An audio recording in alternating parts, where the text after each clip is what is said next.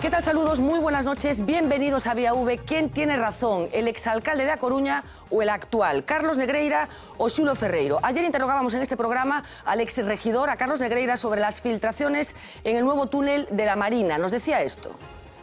¿Hay filtraciones en el túnel? Yo ahora le digo, no, hombre, no. ¿Qué va a no, porque es una de las cosas que está diciendo el nuevo gobierno, sí, que entra agua en el túnel. Porque no, yo no sé a qué obedece esa declaración. Usted puede visitar la obra, efectivamente en el Parrote aún no está acabado, digamos, el túnel, en fin, digo la Marina, perdón, en algunas zonas, pero no hay filtraciones y hay absolutamente nada. Después de estas declaraciones, hoy mismo la Marea Atlántica, el Gobierno Municipal de A Coruña, distribuía un vídeo que van a ver a continuación en el que se observan evidentes filtraciones de agua en esta obra que, como saben, acaba de inaugurarse. Hablaremos enseguida con el actual alcalde de la ciudad, con Xulo Ferreiro, para que nos explique qué está pasando. Ya les adelanto que la empresa constructora asegura que estas imágenes son antiguas y que no corresponden a la situación actual de esta infraestructura. Esto por lo que corresponde a la ciudad de A Coruña. Pero en Ferrol, tras la crisis del agua, hoy el nuevo alcalde, Jorge Suárez, ha tomado una decisión muy llamativa. Esta que van a ver a continuación es la Praza de Armas, también conocida como Plaza del Concello, el centro neurálgico de la ciudad de Ferrol, en donde se concentra la actividad social, cultural y política de la ciudad. El Concello, como les decía, acaba de tomar una decisión: prohibir los actos multitudinarios. Según el ayuntamiento, la plaza no es segura. Se basan en un informe encargado por el anterior alcalde, en el que incluyen imágenes como la que vamos a ver a continuación, que indicarían que la plaza, que como saben se encuentra encima de un aparcamiento, como les decía, no es segura. Manuel Lago, muy buenas noches. Buenas noches. Gonzalo Caballero, muy buenas noches. Buenas noches. Miguel Anxo Bastos Boueta, muy buenas noches. Julio Ferreiro, Julio Sequeiros. Por Dios. Muy buenas noches. Gracias, Fernanda. Vamos a hablar, como decía, tanto con el alcalde de A Coruña como con el alcalde de Ferrol, pero como siempre, muchas más cosas en nuestro menú, Marina. Sí, vamos a ver ahora a continuación una imagen que la verdad es que hemos visto muy pocas veces, la de los llamados gurús de Galicia, todos reunidos en una misma sala. Son estas personas, las ha convocado la Xunta de Galicia para elaborar el plan estratégico que Feijóo quiere poner en marcha de aquí al año 2020. Entre los sabios están los economistas Antón Costas y Santiago Lago, también los presidentes de Coren y Gadisa, un consejero de Inditex y otro de esta casa, de La Voz de Galicia, y así hasta 12 expertos que propondrán un plan a largo plazo para el desarrollo de nuestra comunidad. Y dentro de 2 horas acaban las primarias que van a elegir la lista que Podemos presentará de cara a las generales. No habrá grandes novedades, pero sí hay una y que tiene que ver con la participación.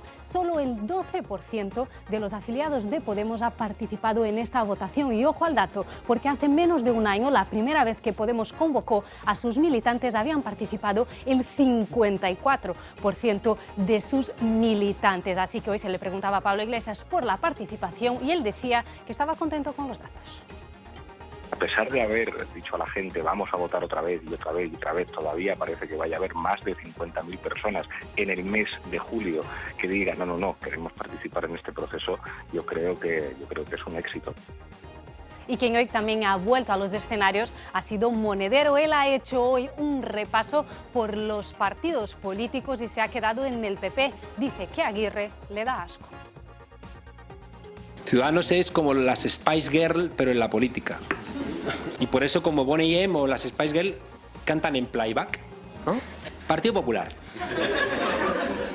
Es que Esperanza Aguirre da mucho juego, sobre todo desde que se ha convertido en la caricatura de Esperanza Aguirre, ¿no? Es decir, que yo el otro día decía que Esperanza Aguirre ya solamente le falta casarse con mi padre, ¿no? Sale diciendo, es intolerable, pero tú, cara dura, que con dinero de todos y dinero sucio has estado construyéndote verdades a tu medida. ¡Qué asco, por Dios! ¡Qué asco! Y hoy queremos hablar también de las cancelaciones y ahorros que están llevando a cabo los nuevos alcaldes. Os vamos a dar algunos ejemplos bastante actuales. 65.000 euros dice haber ahorrado el Ayuntamiento de A Coruña al cancelar en las fiestas de la ciudad los conciertos, por ejemplo, de Miguel Bosé y de Rosario. Otros 60.000 ha ahorrado el Ayuntamiento de Cambados cuando canceló la fiesta del Albariño. Y en Barcelona, Ada Colau ha anunciado que cancela por ahora todo su compra de actuaciones vuelvo a repetir, Ada Colau ha anunciado hoy que renuncia al palco que tenía en el Teatro del Liceo y con eso ahorra 100.000 euros. Y no os perdáis la entrevista que tenemos a continuación. Vamos a hablar con Rebeca Atencia. Ella es una ferrolana que se ha ido al Congo para rescatar a chimpancés.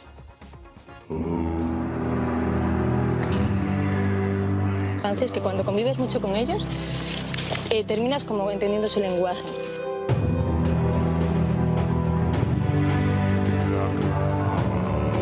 El éxito es ese, que sus hijos sean salvajes.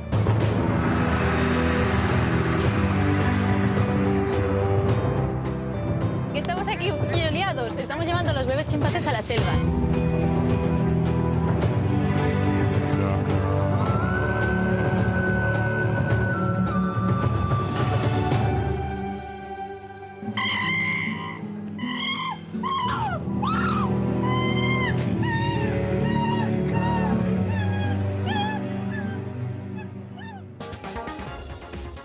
Rebeca Atencia, muy buenas noches. Muy buenas noches. Un auténtico placer recibirte aquí en el plató de Vía V, directora del Centro de Recuperación de Chimpancés de Chimpoua, como decíamos, en el Congo. Tú eres de Vila Sánchez, una pequeña localidad del término municipal de Serantes, en Ferrol. Vamos a hablar de muchas cosas, vamos a hablar de tu vida en el Congo, de ese trabajo que estáis desarrollando tú y tu compañero en este país, de tu relación con los chimpancés, de lo que has aprendido de ellos. Enseguida Pablo Carballo nos va a contar parte de esa peripecia tan llamativa desde aquí para una persona, como decía, nacida en Serantes, pero me gustaría empezar con una sensación que esta tarde, preparando la entrevista, percibí yo a raíz de una entrevista que tú concedías hace un tiempo, cuando te preguntaban por el olor del Congo, a qué olía el Congo. Y tú decías, exactamente voy a leerlo, en este momento es cuando la selva empieza a embadurnarse de un olor parecido al de la casa de mi tía Flora, que vive en la aldea de Vilaboa, cerca de Ferrol, y siempre tenía vacas. El elefante puede llegar a oler parecido a las vacas. ¿Huele parecido el Congo a Galicia? Pues sinceramente a mí me recuerda mucho a Galicia, porque no es solamente el olor a las vacas, sino el olor a humedad, el olor a las hojas caídas, a las hojas mojadas. Cuando andas en la aldea, nos íbamos siempre con mi tía, con las vacas, ese olorcillo pues se asemeja mucho al de la selva, ¿no? De cuando vas moviendo las ramas. ¿Cómo llega una ferrolana al Congo? Bueno, no llego de un día para otro, ¿no? Digamos que la trayectoria es toda una vida, ¿no? Y lo primero, en Galicia, lo que es en Serantes, me entró esa pasión por la naturaleza, por los animales, por protegerlos, y poco a poco pues fui encauzando mi vida en esa dirección, hasta que realmente me ataron mucho los chimpancés y me atraían mucho, y no me gustaba verlos en cautividad. Y el único sitio en todo el mundo en esa época, cuando me fui, donde se reintroducía chimpancés, era en Congo, por eso me fui para allí. Como decíamos, Rebeca en estos momentos está en Congo. ¿Cuántos años llevas? Llevo 10 años. 10 años llevas ya. Como decías, vives allí con tu compañero y con dos criaturas, con unos mellizos que tuviste hace 4 años y que participan un poco también de bueno, esta forma de vida que supongo que es muy diferente a la de Serantes, ¿o no? Pues sí, un poco diferente es. Y participan conmigo porque yo lo que intento es que participen en el día a día, ¿no? Y que vivan ellos mismos la experiencia del Congo. Si un día me llaman porque tenemos que ir a salvar no solamente chimpancés, sino otras especies, ¿no? Confiscan cocodrilos y tienen anzuelos, tenemos que ir a rescatarlos y salvarlos, pues me llevo a los niños. Los meto en el coche y nos hacemos 200 kilómetros y a reintroducir cocodrilos en la selva. Y digamos que poco a poco ellos van captando esa idea, ¿no? De la conservación y por qué hay que proteger los animales. Y luego vienen con ideas que incluso en mi casa no les gusta escuchar cuando les damos de comer pollo. No, el pollo no se come porque son animales, son nuestros amigos.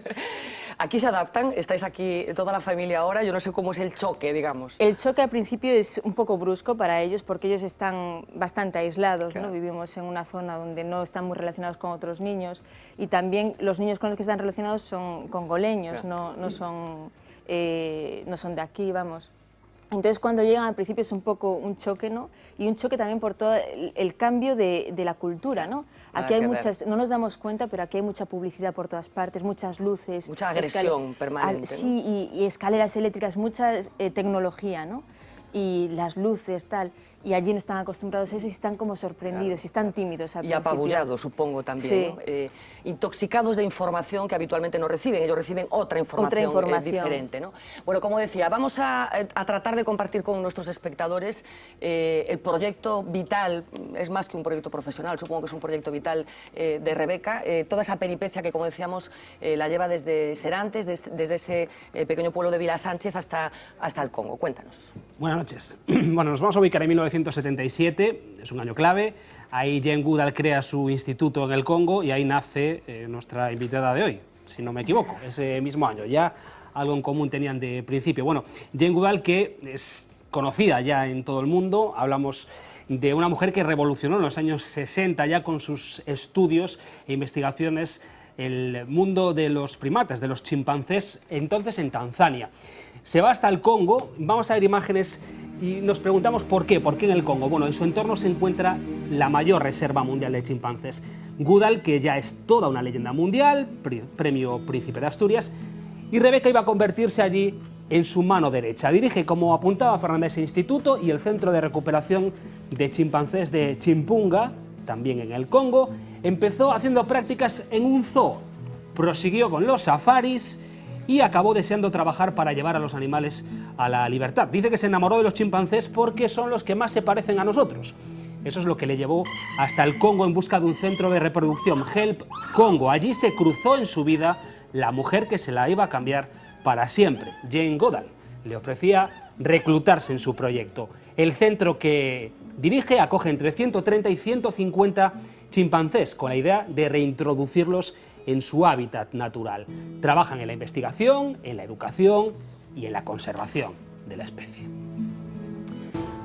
Bueno, y aunque ha ido asumiendo cada vez más funciones dentro de esa institución, ella es, en origen, doctora veterinaria. A nivel veterinario es la prevención. Haciendo la medicina preventiva correcta, podemos evitar que muchas enfermedades lleguen al santuario.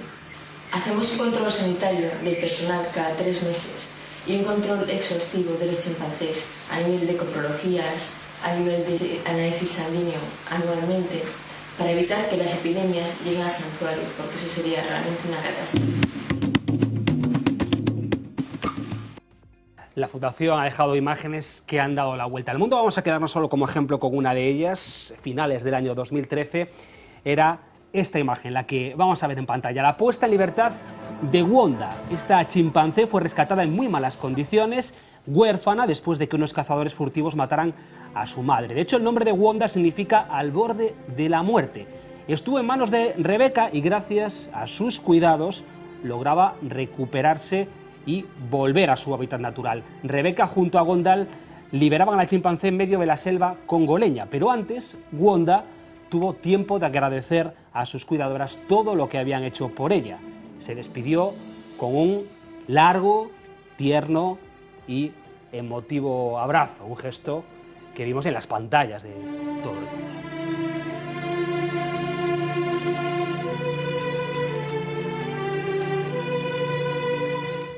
Bueno, y esas imágenes probablemente lleven el gesto de alguien muy importante en la vida de nuestra invitada de hoy, porque decíamos que allí no está sola. Fernando Turmo, su pareja, madrileño, padre de sus hijos, es el responsable de comunicación de la Fundación, es el encargado de difundir su obra.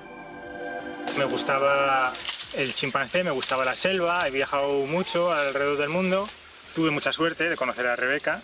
Nos juntamos un poco el hambre con las ganas de comer, como se suele decir, ¿no? He encontrado realmente mi sitio en el mundo.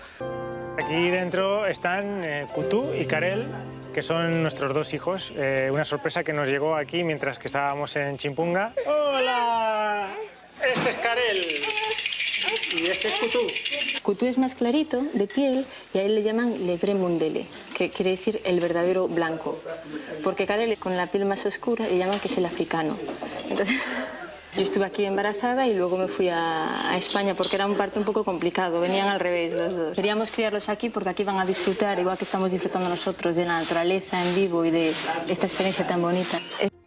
Bueno, y el nombre de uno de sus hijos, Kutu, está muy relacionado con su experiencia vital. Tiene nombre de chimpancé, vamos a decirlo así. Ella misma nos contaba su historia, porque Kutu, su hijo, se llama así, Kutu. Hace años hubo un chimpancé que se llamaba Kutu, un macho alfa enorme, que se hizo una herida muy grande en la pierna y día a día le curaba la herida y pudo volver a andar. Unos meses después, otro chimpancé me atacó, se lanzó a mi cabeza y me dio un mordisco. Oí como un crack y empecé a notar como la sangre me corría en la cara. Eso no se quedó allí, empezó a hacer los sonidos de caza contra mí. Empiezan a venir una hilera de chimpancés machos, todos hinchados. Estos momentos que dices, ya está, aquí se ha terminado todo, ya no hay nada que hacer. El chimpancé que estaba delante, el más grande, el que iba ya haciendo el display más fuerte, era Kutu. Me miró a los ojos, miró al otro chimpancé y cuando se acercó a mí, no me atacó a mí, atacó al otro chimpancé. Y vi como Kutu me miraba y se fijaba cómo me iba alejando entre el marantase. A mí eso me marcó y me di cuenta cómo un chimpancé puede ser noble, como los humanos. Y dije, el primer hijo que tenga le llamaré Kutu. Y por eso, Kutu es Kutu. Pues así es, Kutu. Bueno, a lo mejor estamos dando una imagen un poco naif, tierna, ¿no?, de los animales. Tienen una parte noble, pero también tienen una parte agresiva, hay que decirlo así. Ahora que hablábamos de crías, de los críos de Rebeca, las crías de chimpancés son principalmente las víctimas de otros adultos. Ella nos contaba también algunos de los riesgos que pasan allí precisamente con los más pequeños. Tienen guerras entre ellos, es horroroso. E incluso los machos adultos, cuando van a otro grupo y de repente encuentran una hembra con cría, matan a la cría. Y es una muestra de poder. Es algo muy impactante cuando trabajas con ellos, cuando los has reintroducido, a lo mejor nace un bebé y que te lo mate un chimpancé salvaje de una rabia. Además que lo sientes como si fuese tu hijo, ahí que está, lo vas vigilando un día, otro día, durante meses y de repente llega un grupo de chimpancés salvajes y lo asesinan directamente. Bueno, parte de ese trabajo, de ese programa de televisión en el que muchos conocieron lo que estabas haciendo en África, en el Congo, te cambia la cara cuando ves algunos de esos chimpancés. ¿Qué tipo de vínculos se acaban estableciendo con estos grandes animales, Rebeca? Se establecen unos vínculos muy fuertes y de hecho cuando yo llegué al Congo no esperaba eso, yo pensaba que iba a estar un año solamente, pero el vínculo que estableces con algunos individuos en concreto es tan fuerte que no puedes dejarlos. Además, los chimpancés, no eliges tú el chimpancé, sino que ellos te eligen. Puede haber a lo mejor 10 chimpancés y entre ellos uno te elige a ti y va a estar detrás de ti y va a ser tu amigo. Has hablado mucho de la mirada, del intercambio de miradas entre algunos de estos chimpancés y tú misma. ¿Qué has encontrado en esas miradas? Es que los chimpancés se comunican mucho con gestos, con sus rasgos faciales y con la mirada. Entonces es una combinación, no es que utilicen el lenguaje como nosotros, ¿no? Utilizan una combinación de vocalizaciones, gestos y la mirada. Y entonces con la mirada muchas veces la utilizan para indicarte algo. Por ejemplo, con este chimpancé con Kutu, cuando él estaba enfermo, yo tenía que darle un medicamento, pero él estaba con 7, 8 chimpancés al mismo tiempo, todos juntos. Yo no podía llegar con un medicamento y dárselo a Kutu porque todos los demás se enfadarían. Entonces Kutu siempre me lanzaba miradas. Me lanzaba una mirada como diciendo, venga, cuando veía que yo venía con el medicamento, decía, venga, detrás del árbol. Entonces yo decía, sí, detrás del árbol, y se iba detrás del árbol, tomaba el medicamento y luego se iba con los otros chimpancés. Increíble. Digamos que es una comunicación... ¿Qué es lo más sorprendente? especial. Con el conocimiento profundo que tienes de los chimpancés, lo más sorprendente, es decir, realmente el nivel de inteligencia de estos mamíferos es, no sé si superior a algunos seres humanos, podríamos hablar de eso. Lo más sorprendente que han hecho en el análisis del comportamiento de los chimpancés, Rebeca. Es que no se puede decir exactamente una cosa sorprendente, porque también hay que ver en qué situación están, ¿no? Cuando los chimpancés están en la selva, ellos conocen muy bien la selva y tú eres nadie en la selva, entonces todo te sorprende. Ellos son, digamos que no se puede ni comparar, porque están en la selva, hay un peligro y ellos te van a indicar qué hay que hacer y tú ahí eres... Nadie. Pero sin embargo, si un chimpancé lo sacas de la selva y lo metes en un zoo o lo metes en un sitio en el que están recluidos, que tú eres el que controla, pues ya no puedes valorarlo igual. Hablabas ahora de un zoo, un sitio que tú probaste inicialmente antes de marcharte a África, algún safari park también, justo al terminar la carrera. ¿Qué opinión tienes hoy de ese tipo de instalaciones? Que hay mucha gente que está revisando, que cree que no es la forma de tener a los animales. Sí, sinceramente hay los grandes simios, hay muchos grandes simios que están en parques zoológicos y que están en malas condiciones, pero hay otros que están en buenas condiciones. No es cuestión de que no puedan estar en cautividad, es cuestión de darles una buena cautividad, que se valore el bienestar animal y que se valore también que hay condiciones adecuadas de contención. Es decir, un chimpancé en Madrid, por ejemplo, si se escapa es muy peligroso, entonces tiene que haber medidas suficientes para, en caso de que se escape, poder inmovilizarlo. Cuando estos centros no tienen esas medidas, al final supone un riesgo para los humanos y para ellos mismos, porque los sacrifican, les disparan y ya está. Entonces hay que valorar todas esas condiciones, pero realmente que un chimpancé esté en cautividad depende de cómo sea esa cautividad, no es algo tan drástico. No es no o sí, depende. No, depende de cómo sean las esté, condiciones. porque ellos luego tienen su espacio de confort, y si su espacio de confort es la Está bien cautividad, atendido, claro. pues es su elección. De hecho, cuando lo reintroducimos, les damos la opción de ser reintroducidos o quedarse en un espacio de confort que no sea tan Vamos a hablar un poco de ese peligroso. proceso. Exactamente, ¿cómo definíais el trabajo que realizáis en el centro, Rebeca? Exactamente, tiene muchos aspectos, ¿no? No trabajamos solamente en el aspecto de recuperar chimpancés, rehabilitarlos y reintroducirlos, sino que trabajamos en diferentes campos, ¿no? Por un lado, tenemos que rescatarlos, eso es el error que se cometió, que tenemos que solucionarlo, pero tenemos que parar la llegada. Entonces hacemos mucha sensibilización a nivel nacional. Entonces lo que hacemos es educar a la gente, a los adultos y a los niños. Lo que intentamos es que haya un cambio generacional y que haya un cambio generacional con la empatía hacia los animales y hacia los humanos también, porque se ha demostrado que en los países donde no se trata bien a los animales tampoor se trata bien a los niños, humanos, claro, o a los niños. Entonces intentamos meter desde muy pequeños en los colegios, intentar fomentar la empatía por los demás. Esto por la parte que se refiere a la educación, que supongo que además tiene que ver también con un rasgo de identidad del Congo. Estamos hablando de una de las pocas zonas del mundo en los que hay una reserva de estos grandes primates, así que supongo que el chimpancé también es un rasgo de alguna manera identitario del Congo. Esto por la parte de la educación, digamos. ¿Qué más hacéis? Por otra parte, también trabajamos mucho con la protección. Tenemos una reserva natural, tenemos guardabosques que vigilan, que se proteja. Eso es un poco la acción legal, ¿no? Que se aplique la ley. Y por otra parte el rescate, y también otra cosa que hacemos es, una de las teorías de Jane Goodall es que no puedes pretender proteger la selva y no mirar a la gente que vive alrededor de la selva. Entonces trabajamos mucho con las comunidades, intentamos que desarrollen, que tengan un desarrollo sostenible, ¿no? que puedan coger cosas de la selva, pero de una forma limitada y sostenible a largo plazo.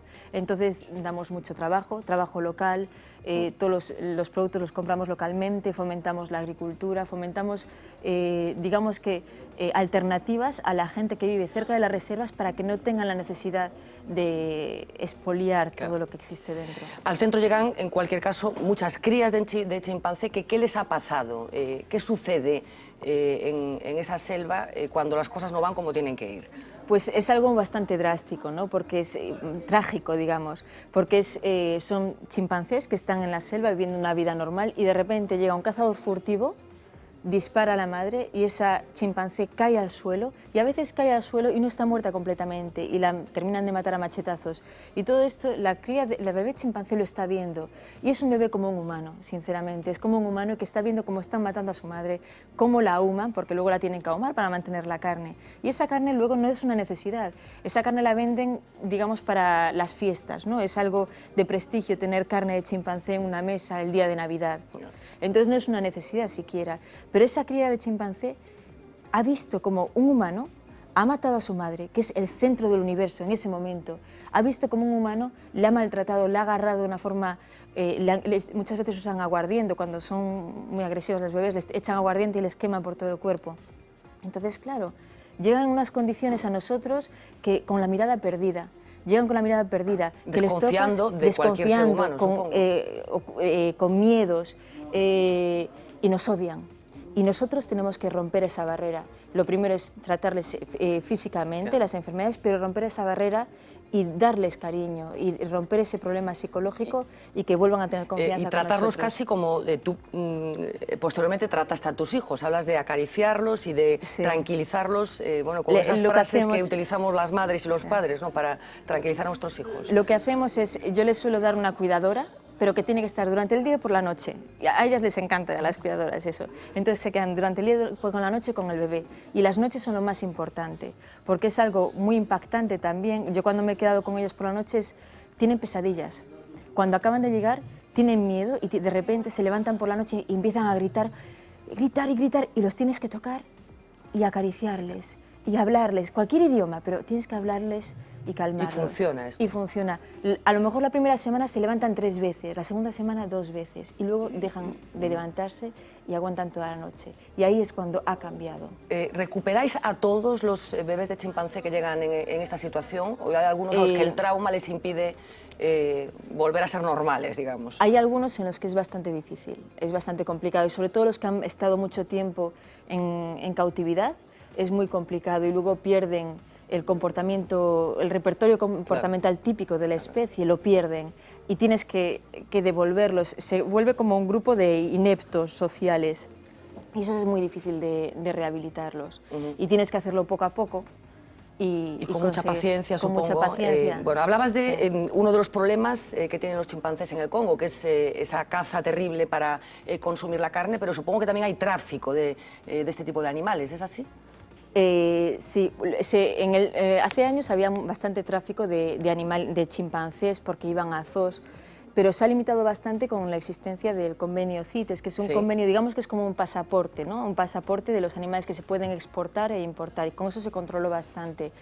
De todas formas, este tipo de tráfico ilegal cada vez está más controlado, pero ahora existe cierto tráfico a países asiáticos que no se sabe muy bien cómo se realiza. En Congo está más o menos controlado, pero yo sé que en otros países como Guinea no está controlado. En los que sí que se siguen bueno, pues poniendo en marcha instalaciones o espectáculos que siguen utilizando este tipo de animales, claro, supongo, ¿no? Sí. ¿Cómo aceptan la gente del Congo que una europea, una gallega, sea la directora de un centro que, como decíamos, tiene algo que ver con lo que ellos son, ¿no? Con la identidad de los congoleños? Pues lo aceptan muy bien, y de hecho los gallegos o los... somos muy bien aceptados en Congo. ¿Pero cuántos gallegos hay en Congo? Los gallegos, bueno, ahora mismo no somos... Bueno, los gallegos o los de europeos. El hecho es que lo aceptan porque vienes con ideas nuevas y les intentas explicar cosas que luego ellos ven, sobre todo los trabajadores. Los trabajadores nos aprecian mucho, porque se dan cuenta que poco a poco van mejorando en su vida y van mejorando en su trabajo, y luego se dan cuenta que tienen un trabajo digno, ¿no? Y que tienen un trabajo que es valorado, y principios que tenemos aquí, allí no los tienen, en el trabajo, en el día a día. Pero lo ideal sería que fueran congoleños los que dirigieran este tipo de instalaciones. O sea, sería un síntoma de normalización del país, digamos. Es lo que intentamos nosotros. Realmente son 150 trabajadores, y actualmente de fuera, por muchos años éramos solamente 2, que era mi marido y yo, y el año pasado hemos cogido a otros 2 personas. 4 personas entre 150 somos muy pocos de fuera. Intentamos promocionar el trabajo local, pero existe un problema que eso no podemos evitarlo, y es cuando se trata de cuestiones de dinero, tenemos que estar ahí para vigilar que no existan problemas de corrupción. Hay cierta tendencia, como consecuencia de todos los problemas que ha habido en África, supongo que al final... es algo que está muy generalizado y que es muy difícil de controlar, porque lo han vivido arraigado, desde claro. Está muy arraigado. Yo no sé si tu percepción, seguro que sí, con el conocimiento que tienes ahora del Congo, tu percepción de África te ha llevado a pensar que lo estamos haciendo un poco mal todos con todo el continente. Has hablado en muchas entrevistas de la proyección de obras públicas, la apertura de carreteras para llegar a determinados sitios que finalmente lo que pretenden es esquilmar los recursos naturales o los diamantes o lo que sea de esa ingente riqueza que tiene África. ¿Hay que revisar lo que estamos haciendo con todo el continente? Sí, yo realmente una de mis sorpresas fue, aunque mucha gente me lo habían dicho antes, mis sorpresas fue lo relacionado que estamos nosotros, desde Galicia incluso, con estos países africanos o en América, en el sentido de que no nos damos cuenta, pero en el día a día estamos participando de este tráfico ilegal, ¿no? ¿Por qué? Simplemente pues con la madera. Es una cosa tan simple y que yo antes no veía, y me da rabia, ¿no?, ahora de verlo. El ver que estás en la selva, ver como un árbol, un náuclea, un árbol gigantesco, que tiene frutas, que alimenta elefantes, chimpancés, gorilas, un montonazo de especies que forma parte del ecosistema. Llegamos nosotros, lo cortamos, se manda por barco, pues se puede llegar hasta aquí y se convierte en una mesa. Y ese árbol tarda años y años en volver a aparecer, y ha destruido toda la zona. Y como el árbol, muchísimas otras cosas que tienen que ver con minerales, con diamantes, como decíamos, etcétera, etcétera. Déjame hacer otra vez un viaje en el tiempo hacia atrás. Creo que tenías 8 años cuando apareció tu vocación, esa vocación que ahora estás desarrollando tan estupendamente en África. Dime si me equivoco, he leído que un incendio arrasó un bosque en tu pueblo, en Vila Sánchez, y que un guarda forestal, que creo que se llamaba Jaime, Sí. ¿qué hizo? Pues, bueno, en esas edades, yo no sé si tendría incluso menos que 8 años, en esas edades te impactan muchas cosas, ¿no? Y yo recuerdo siempre que Jaime era guarda forestal de la zona y siempre iba cuando íbamos mucho al monte nosotros, a ver los caballos salvajes y esas cosas, y Jaime siempre aparecía detrás de árboles, siempre nos veía y no sabíamos cómo lo hacía, era como que tenía magia. Y en una ocasión pasó eso, hubo un incendio.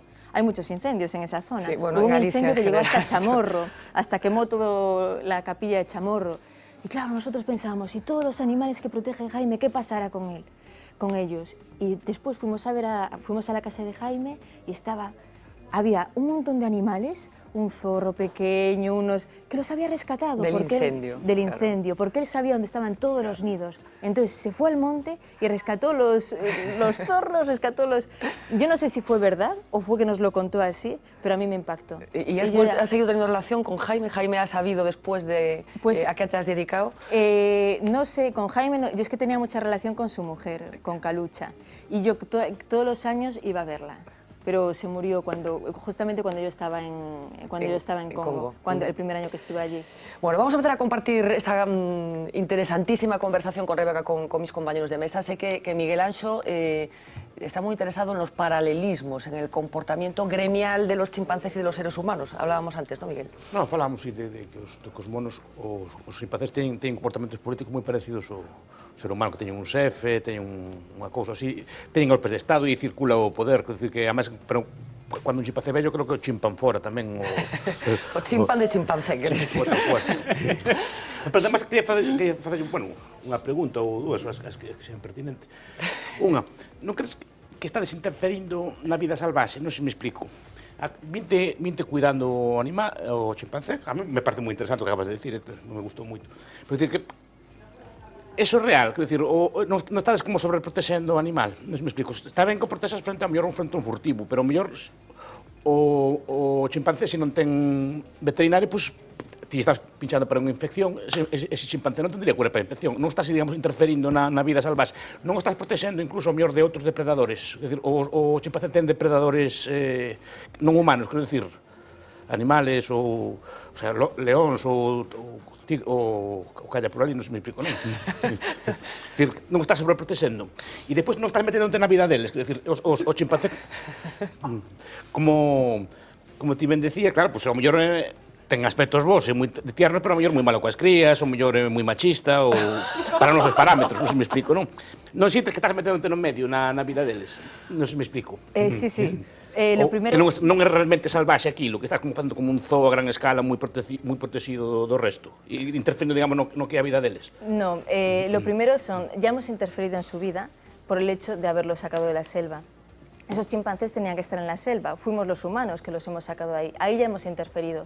Pero hay que evitar eso. Y esos chimpancés que rescatamos, lo primero están en el centro, es cuando tienen servicios veterinarios, cuando están en el centro. Cuando ya pasan las etapas, un chimpancé tarda mucho en ser adulto, hasta los 13 años no es ni juvenil. Entonces, cuando ya han pasado la etapa de estar en el centro, la cuarentena, hay que estar muy seguro antes de reintroducir al animal de que está sano. Por eso tenemos que tratarlos, tenemos que estar seguros de que están sanos. Es ahí que los metemos en la selva.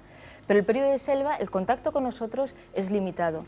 Y es un contacto solamente con los que nosotros reintroducimos. Una vez que tienen crías, son salvajes. Pero los que estamos reintroduciendo no son salvajes, porque han estado en cautividad. Entonces, ya interferimos los humanos desde el principio, no podemos decir, ahora es un salvaje. Vamos a tener que estar protegiendo esa zona el resto de la vida. Los problemas que tienes los hemos ocasionado nosotros, Sí. hemos modificado... Tendrán enemigos eles, non? Tienen enemigos ellos y cuando llega una pantera y se come un chimpancé, pues no vas a protegerlo de la pantera. Pero el primer periodo, lo que es la integración en la selva, tenemos que estar con ellos porque tienen miedo. Es como un hijo que se te independiza. No se te independiza de un día a otro, tienes que ayudarle y los hijos se independizan, pero van a coger la comida los primeros días a casa de la madre y poquito a poco. Y una vez son ellos los que deciden de irse. Y cuando deciden de irse ya, pues... Lo pasó por alto un poco Miguel, pero efectivamente tiene razón Miguel, hay paralelismos en el comportamiento político, por ejemplo, en el reparto del poder de los seres humanos y de los chimpancés, Rebeca.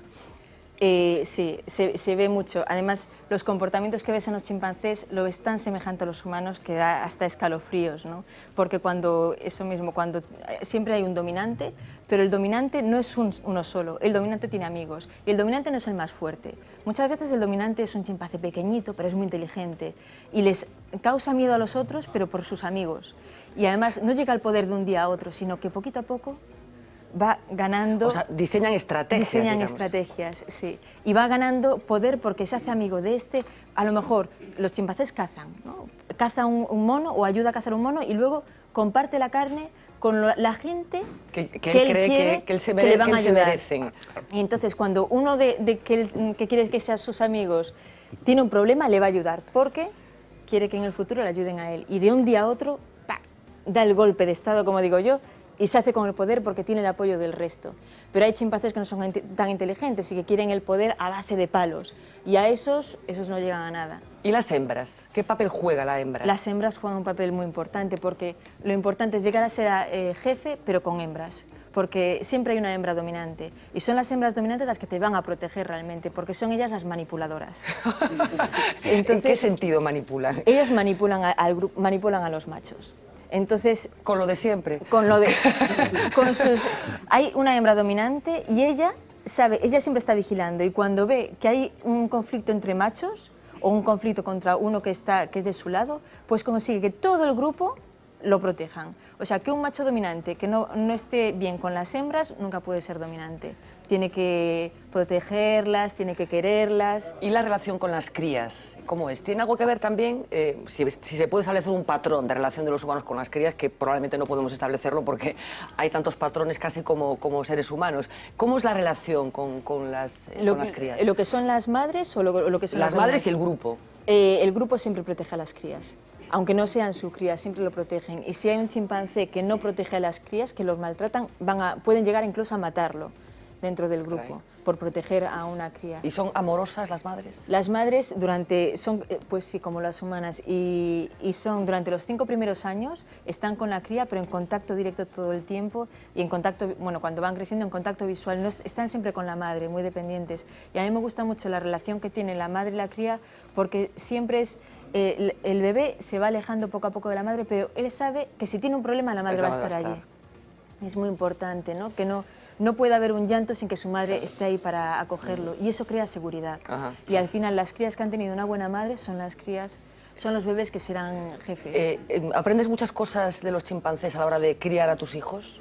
Sí, por ejemplo eso, el cómo las madres chimpancés se comportan con ellos. Por ejemplo, las madres chimpancés no riñen mucho a sus crías, les dejan hacer, pero cuando les riñen es por algo muy importante. Y las crías se ponen muy tristes. Se ponen tan tristes de que su madre les haya reñido que ya no lo vuelven a hacer y les escuchan, les hacen realmente caso. Y realmente es verdad.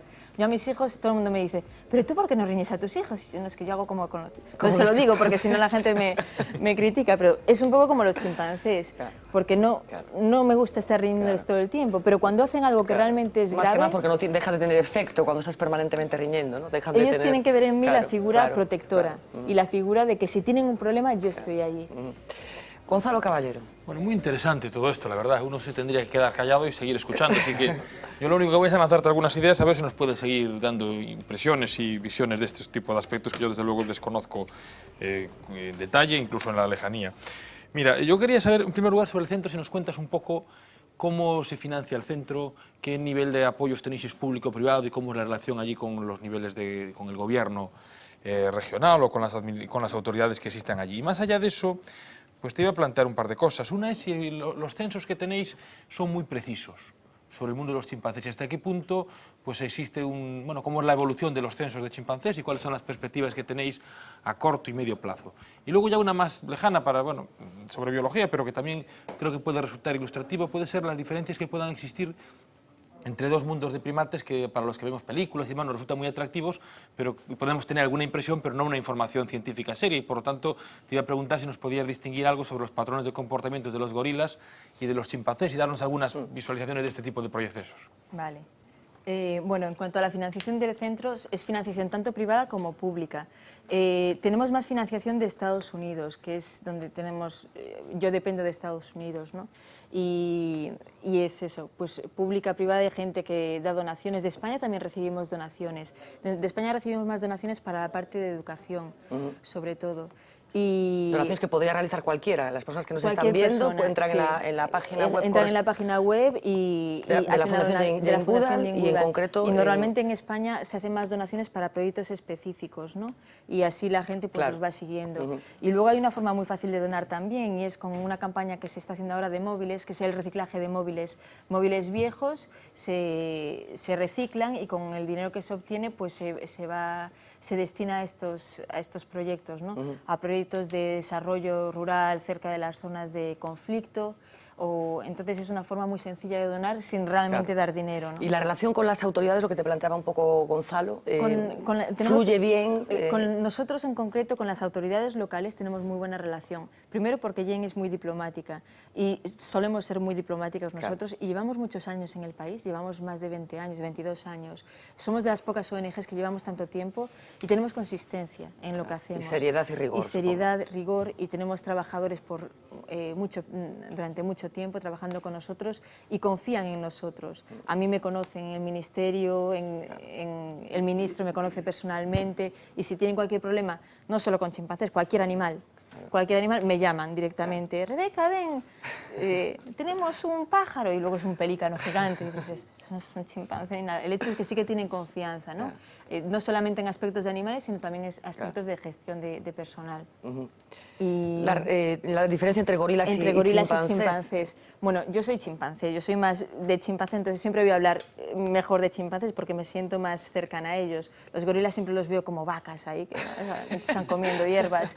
Los chimpancés son más como nosotros, que arriesgan más, interactivos, están más interactivos, pero en cuestión social también se parecen más a nosotros, en un aspecto muy específico. Los gorilas van como en grupos. Son grupos de gorilas que van todos juntos, están muy bien formados, el macho dominante, la hembra, y van todos juntos, van a lo mejor 30 gorilas todos juntos en la selva. Pero los chimpancés no. Los chimpancés tienen un comportamiento que llaman fusión-fisión. Entonces ellos tienen como un territorio. Y lo que llamamos una comunidad son a lo mejor 30 chimpancés que viven en ese territorio. Pero digamos que el territorio es como Galicia, ¿no? Sí. Entonces todos ellos se conocen, pero no van juntos. Ellos van a lo mejor 3 chimpancés juntos y luego por la mañana. A media tarde se encuentran con otro, se van con él y luego otro se va. Por la noche duermen con 4 diferentes, pero se conocen todos y se conocen todas las vocalizaciones y se respetan tal por la zona. Pero si entra un chimpancé de una zona que no es la de ellos, le atacan. Claro, o sea, muy parecido a lo que hacemos en los barrios de las territorio. ciudades. Que no baje uno de Monte Alto es como, yo soy española. Es mucho de territorios y no van todos juntos, sino que ellos tienen sus afiliaciones dentro de la misma comunidad, tienen sus amigos, sus amistades, vamos con unos, con otros. Hablabas antes de vocalizaciones, perdona mi absoluta incultura, ¿qué significa? Que tienen... son los sonidos que... O sea, y sonidos distintos en función de... O sea, se reconocen unos a otros con esos sonidos. Con el sonido y bueno, las vocalizaciones es el medio que utilizan, combinado con los movimientos de las manos y de los gestos faciales. Para comunicarse. Para comunicarse. Es una combinación de todo, ¿no? Lo que utilizan. Del censo, te preguntaba. ¿Está mermando, creciendo? La disminución de los chimpancés es un descenso en los últimos 50 años increíble, ¿no? Lo que ha disminuido. Los chimpancés se encuentran solamente en Centroáfrica, en África del Este y en algunas zonas de Tanzania. Y los censos no son muy fiables, porque ¿cómo vas a hacer un censo de chimpancés? A contarlos. Lo que se hace es una estimación según se hacen transectos en la selva y se cuenta el número de nidos. Los chimpancés duermen en nidos por la noche, lo hacen ellos, y en función del número de nidos se extrapola y se estima. Pero no en todos los países se pueden hacer los transectos porque hay guerra, tal. Entonces es bastante complicado. Pero sí que se sabe que hay una disminución muy grande, que en la mayoría de los países donde existe chimpancé hay inestabilidad política. Entonces no puedes realmente saber el nivel de protección que tienen. Manuel Lago. Por levarlle a contraria a Bastos, eu non renuncio ás sociedades non xerárquicas nas que non existan relacións de poder, como parece que a maioría dos chimpancés fan como nós. Que hai de certo no mito dos bonobos, desa subespecie ou familia dentro dos chimpancés que parece, o que se fala, de que na medida que viven en un medio sobrado de recursos, teñen comportamentos diferenciados, donde a xerarquía e a competencia está menos presente que no grupo mayoritario dos chimpancés. Los chimpancés, hay dos tipos de chimpancé, el chimpancé común y el chimpancé que son los bonobos, ¿no? Los bonobos son una subespecie que se aisló por el río Congo. Hay el río Congo que separa el Congo francés del Congo belga, hizo que hubiese una separación de la especie, pero hubo también una separación del comportamiento, hay un comportamiento completamente diferente. Y nosotros somos chimpancés, no somos bonobos, los humanos somos chimpancés. Los bonobos tienen un comportamiento que, por ejemplo, cuando tienen un conflicto, lo solucionan con sexo. Sí, estos lo por lo que son solucionan con conocidos. sexo y ya está. Tanto hembras como hembras, Bueno. machos con machos, pero luego también viven en grupos. Ellos son como los gorilas, van todos juntos en grupos y son como más miedosos, no arriesgan nada. Entonces, digamos que están con un peligro, el peligro de extinción es muy alto y es por eso, porque no son como los humanos. Los humanos arriesgamos mucho y por eso estamos por todas partes. Los chimpancés también, pero los bonobos no. Ellos viven en grupos, tienen este comportamiento que es no tienen guerras, es todo afiliación. Pero todo yo creo que a Manuel le sexo. gusta este modelo, ¿no? Sempre pacífica. A Manuel le gusta. Sí. ¿Dónde queda? ¿Dónde hay que ir? Julio. Bueno, yo quería hacerte dos preguntas, ¿no? Una es la que tendrán muchos de nuestros espectadores en mente, el tema de la película, ¿no? O sea, ¿qué te parece a ti la película? No, Gorilas en la niebla, me parece. Bueno, esos son gorilas, claro. Son gorilas. Sí. Y después el tema ya de los chimpancés, una cuestión que a mí me parece importante, ¿no? y cada X tiempo se me viene por la cabeza. ¿Qué pasa con la conciencia y con la memoria de estos bichos? O sea, ¿tienen conciencia, tienen memoria? ¿Qué recuerdan? ¿Durante cuánto tiempo? Y el tema de la identidad, o sea, lo que sería la conciencia de ellos mismos. O sea, ellos saben que son, y no es una pregunta retórica.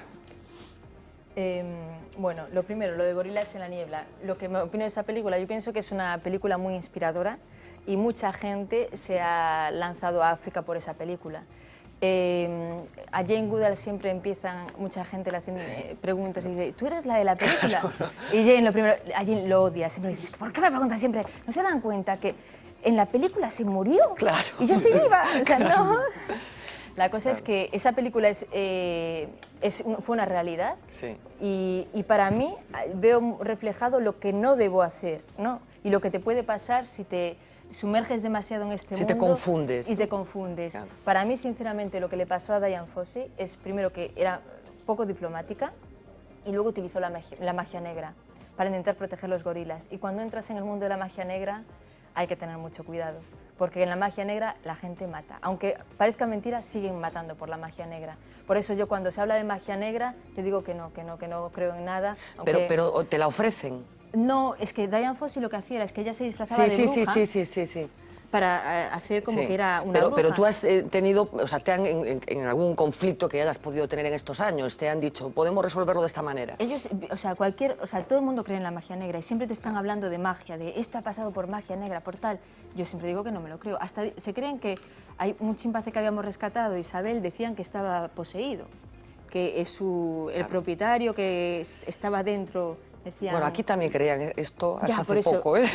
Yo soy gallega y hay veces que creo en ciertas cosas, pero yo no puedo decir nada.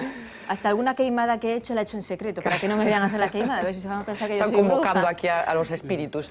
Con respecto a la pregunta que te hacía Julio, muy interesante, de la identidad, ¿tienen conciencia de sí mismos? ¿Memoria? Sí, bueno, memoria claro que tienen, como nosotros, y tienen memoria que pueden acordarse toda la vida de una persona que ha hecho mal contra ellos. Tienen conciencia. Sí que tiene, o sea, un chimpancé te hace daño y se da cuenta que te ha hecho daño y te piden perdón y te llegan a pedir perdón. Y luego lo de la identidad, hay casos hace años se empezó a enseñar a los chimpancés el idioma de signos en los años 50. Eso no es una cosa muy positiva, pero bueno, la cosa es que se enseñó el idioma de signos a un chimpancé que se llamaba Guasó, y con ese chimpancé se conocieron muchas cosas, ¿no?, de cómo piensa un chimpancé. Guasó vivió en cautividad sola, con humanos, durante muchos años, y un día se le llevó a un centro con otros chimpancés, y Guasó podía comunicarse con los humanos, podía decir lo que sentía, y la gente se sorprendió de las cosas que decía. Cuando ella la pusieron delante de chimpancés, lo que decía son esos bichos negros. Ella no se reconocía ella misma. Claro. Incluso cuando le ponían cartas, fotos de humanos y chimpancés y otros animales, le decían, a ver, Guasó, pon aquí los de tu familia y aquí los otros. Y ella ponía en el montón de los animales los chimpancés, caras de chimpancés, pero la cara de su cara la ponía con los humanos. Pero se reconocía, veía su cara. Se reconocía su cara, pero la ponía con los identificaba humanos. con los humanos. Y sin embargo, otros chimpancés los ponía con animales. Era una cosa muy extraña, ¿no? Pero cuando convivía mucho con humanos, ella se veía como un humano. Bueno, pues Rebeca ha apelado a uno de los muchísimos millones de experiencias que se han llevado a cabo con chimpancés. Tendrá seguro una opinión de cada uno de ellos, o de los más importantes, de lo que se ha hecho bien, de lo que se ha hecho mal, de esa soberbia con la que muchas veces nos comportamos los seres humanos a la hora de penetrar en el mundo de los animales. Ya sé que quieres preguntar otra cosa, pero antes Pablo ha hecho también una pequeña búsqueda con alguno de esos experimentos, convivencias con chimpancés. Habla uno de ellos. La verdad que hemos hablado mucho de esos comportamientos mimetizados, ¿no?, entre el ser humano y el chimpancé y el ser humano, y la pregunta de qué pasaría si un chimpancé es criado como un humano, pero desde su nacimiento y solamente con humanos. He hablado de un proyecto, hubo otro que fue el proyecto NIM, que dio lugar luego también a un documental, una obra de la Universidad de Columbia, en Nueva York, capitaneado por un psicólogo, por Terras, que pretendían que los chimpancés asumieran nuestro propio lenguaje, nuestra propia forma de comunicación, ¿no? Para comprobarlo, una pareja de hippies acogieron a un chimpancé, le llamaron Nim Chimpsky, lo amamantaron, lo criaron como a su bebé, no tuvo contacto con ningún otro chimpancé hasta los 5 años. Bueno, llegó a consumir cerveza o marihuana, como los hippies. Pero en su adolescencia, como los adolescentes, bueno, empezaron los capítulos de rebeldía. Esta pareja también tenía un hijo, y decidieron que no podían convivir con él. Trasladaron a Nim a otro entorno y los capítulos de rebeldía se multiplicaron. Acabó agrediendo a una de las cuidadoras, mordiéndole la cara y encerrado luego, bueno, pues en un lugar ya para animales. Murió de depresión, posteriormente con 20 y pocos años, muy joven para ser un chimpancé. Rebeca, ¿algo que decir de este experimento? Hubo muchos experimentos en esa época y el proyecto NIM fue un fracaso, pero también la forma en la que lo realizaron. Utilizaban un tipo de aprendizaje que era con condicionamiento positivo, con comida, pero que no era el adecuado, el que utilizaban con él, y el chimpancé se volvió agresivo porque no tenían ese vínculo con él, y de todas formas es un animal salvaje. Es un animal salvaje, fue muy criticado, y en esta época se hicieron con muchos más chimpancés, con Nim, con Guasó, con Lucy. Y todos estos chimpancés terminaron en situaciones en laboratorios y una de ellas intentó llevarse a la selva a Lucy y no consiguió nunca rehabilitarse. Hay otro chimpancé que también forma parte de la mitología contemporánea, que es Chita. ¿Qué sientes tú por Chita? Que creo que era un macho, además, ¿no? Es que tampoco sé mucho la historia de Chita. Dicen que murió muy viejo, pero es que era un macho, pero que había muchos chitas. Claro, o sea que no se sabe muy bien quién era el verdadero mucha Chita. gente identifica a los chimpancés, lógicamente, con Chita de las películas de Tarzán. ¿Alguna cosa más, Pablo? Mira, vamos a ver algún momento gracioso, no solo de chimpancés, sino de cosas que son capaces de hacer los primates, ¿no? Ahora que hablamos de sus comportamientos, de cosas que son capaces de emular, ¿no?, al ser humano, vamos a ver algún ejemplo. Venga, el primero, lo que hacemos por las mañanas, esto de desvestirnos y vestirnos, ¿no? Este es un orangután en concreto, ¿eh? Es capaz de sacarse la camisa, la camiseta, sacarse el pantalón perfectamente, como haríamos nosotros, y la operación inversa, que parece un poco más compleja, porque desvestirse parece más fácil, pero también es capaz, como vamos a ver, de vestirse, de ponerse la ropa, la camiseta y posteriormente el pantalón. Lo vamos a ver a lo que son capaces de llegar los chimpancés, pero antes vamos a parar con otro también primate, otro sí, esta vez pequeñito, que tiene sed y tiene ganas de un refresco. Bueno, pues vamos a ver cómo completa la operación. Pide la moneda primero, se va a la máquina, introduce como corresponde la moneda en su respectivo agujero, ahí lo vemos, después va a seleccionar la bebida que quiere, en concreto, mientras la espera recupera el cambio, es importante no dejar las monedas en la máquina, lo devuelve, ahí lo tenemos, y después se va por su bebida para solicitar que se la abran y acabar consumiéndola. Capacidad de aprendizaje, ¿no?, que tienen estos animales. Ahora va a degustar ahí su zumo, ¿eh? Bueno, pues uno de los muchos experimentos, estas cosas producen más que nada tristeza, por lo menos visto desde aquí, me lo producen a mí, supongo que a ti muchísimo más, ¿no? Cosas que acabamos haciendo con los animales para echarnos unas risas mientras estamos... Claro, es lo que estaba pensando yo ahora mismo, que eso ahora mismo es unas risas, pero es mucha tristeza, porque no sabes por qué han llegado ahí esos animales y por qué están haciendo... Si os fijáis, el capuchino está mirando con cara de miedo. No, claro, está mirando como, y aparte con cara de aprueba lo que estoy haciendo. Sí, o sea, está como... estoy haciéndolo bien, estoy haciéndolo mal, no sabes lo que hay detrás de todo eso, ¿no? Esto es la parte que parece bonita, pero no es bonito, hay una tristeza muy fuerte detrás de esas Y a ver qué te parece el último caso, porque ya es un chimpancé universitario, el que vamos a poner como último caso. Esta vez chimpancé, volvemos al principio, y que es capaz de hacer cosas como las que vamos a ver. Se llama Humor. Nació en la universidad en la que ha estudiado desde entonces. Aprendió los números y los señala en orden. No está nada mal para un simio, pero es capaz de mucho más. En un par de segundos tiene que memorizar los números antes de que se cubran. El desafío es recordar dónde están y después señalarlos en el orden correcto. Inténtelo, no es nada sencillo. Ahumo lo hace en menos de medio segundo. La probabilidad de que acierte por suerte es de 1 en 362.000. Y no le cuesta ningún esfuerzo. Sin duda, Ahumo es especial. Yo esto no sé si forma parte un poco de lo mismo, revestido de un experimento científico, pero en el que en el fondo tiene la misma pretensión que lo anterior, que es hacer una especie de número circense con un chimpancé. No sé cómo lo ves tú. Sí, pues lo mismo. Al final es se utilizan animales para probar que tienen esa inteligencia, ¿no? Pero ¿dónde vive ese ser vivo, ¿no? ¿Y cuál es el objeto de probar eso, ¿no? Probablemente no nada que ver con que esos animales vivan mejor o que les vaya mejor.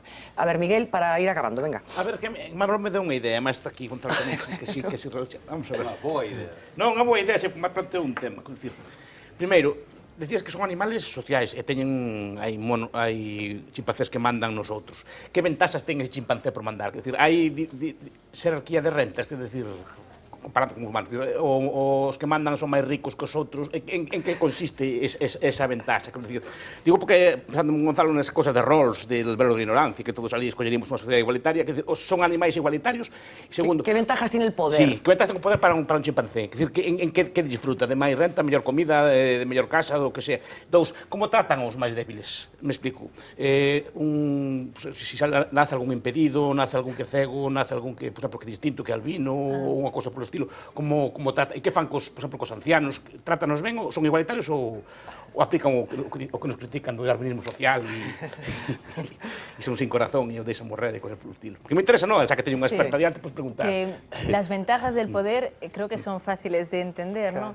Alguien que tiene el poder, cuando se accede a la comida, por ejemplo, llega a un árbol que hay muchas frutas, es el primero que sube, el primero que tiene acceso. Cuando hay hembras, es el primero que tiene acceso. Cuando todo el mundo va a protegerle, si hay un ataque, a él van a protegerle.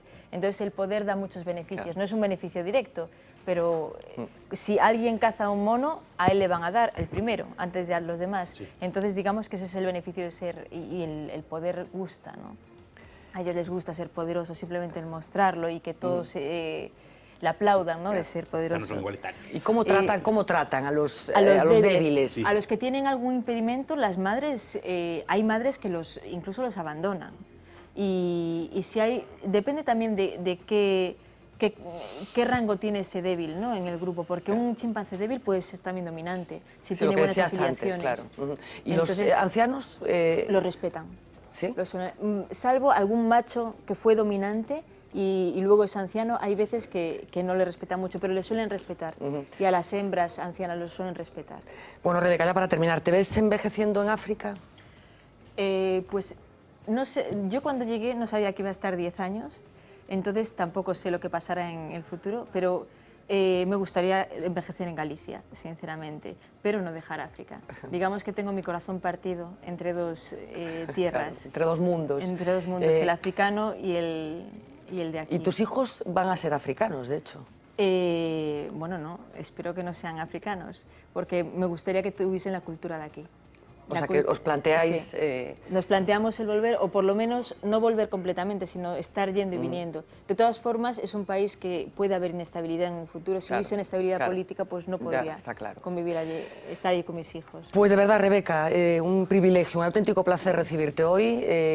Una vida diferente a la que habitualmente conocemos aquí en este plató.